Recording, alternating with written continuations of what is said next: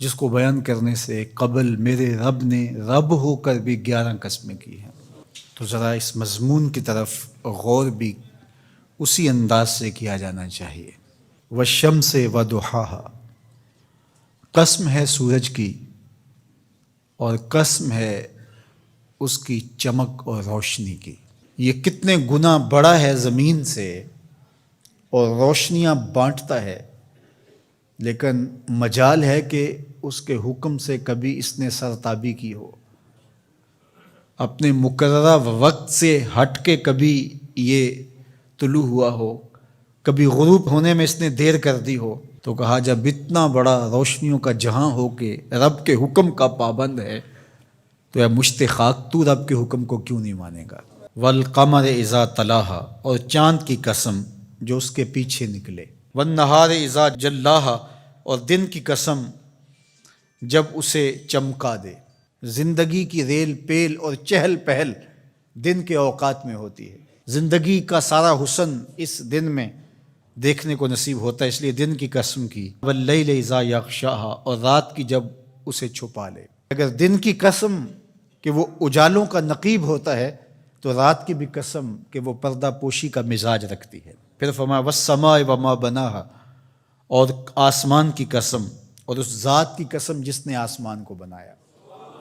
دنیا کے سارے انجینئر اکٹھے ہو جائیں، سارے معمار جڑ جائیں، 1 فٹ کی ٹائل بغیر ستون کے سپورٹ کے کھڑی نہیں کر سکتے، لیکن اتنا بڑا آسمان بغیر ستونوں کے کھڑا کیا ہے، یہ میرے رب کا کمال ہے، یہ اس کی کاریگری کے رنگ ہیں۔ والارض وما طحاہا، اور زمین کی قسم اور اس کی قسم جس نے اسے پھیلایا۔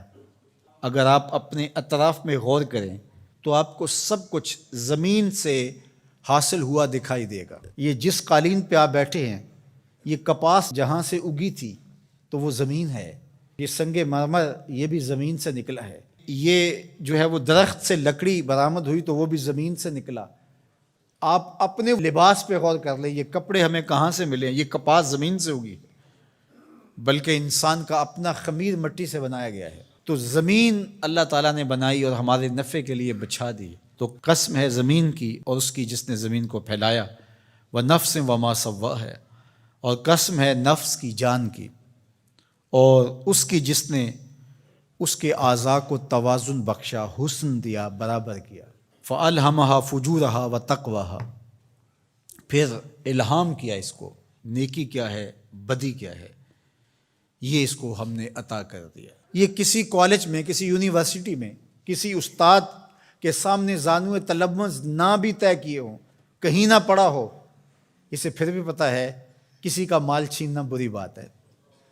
دیوار رکھتے ہوئے ہمسائے کے 2 انچ دبا لینا اچھی بات نہیں ہے۔ یہ کہ میں تو کسی استاد کے پاس نہیں گیا اس لیے میں نے اس کے پلاٹ پہ قبضہ کر لیا، تو یہ نہیں ہے۔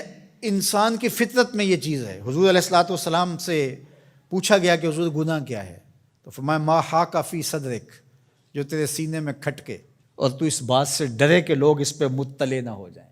اللہ نے الہام کر دیا، اس کے اندر یہ چیز ڈال دی ہے، اسے پتہ ہے اچائی کیا ہے، اسے پتہ ہے برائی کیا ہے، وہ اچھی تمیز رکھتا ہے، لیکن اس نے مزید کرم کیا راہیں اجالنے کے لیے، ایک ایک جزی کو واضح کرنے کے لیے پیغمبر بھیجے، کتابیں نازل کی تاکہ کوئی حجت باقی نہ رہے کہ مجھے پتہ نہیں چلا تھا۔ 11 قسمیں کر کے فرمایا قد افلح من زکاہا، جس نے اپنے اندر کو ستھرا کر لیا وہ کامیاب ہو گیا، جو رذائل سے بچا، جو برے افعال سے اپنے آپ کو بچاتا ہے وہ ستھرا ہو گیا۔ وقد خاب من دساہا، اور خسر و نامراد وہ ہوا جس نے میلا کچیلا کر لیا، گناہوں سے اپنے آپ کو برباد کر لیا۔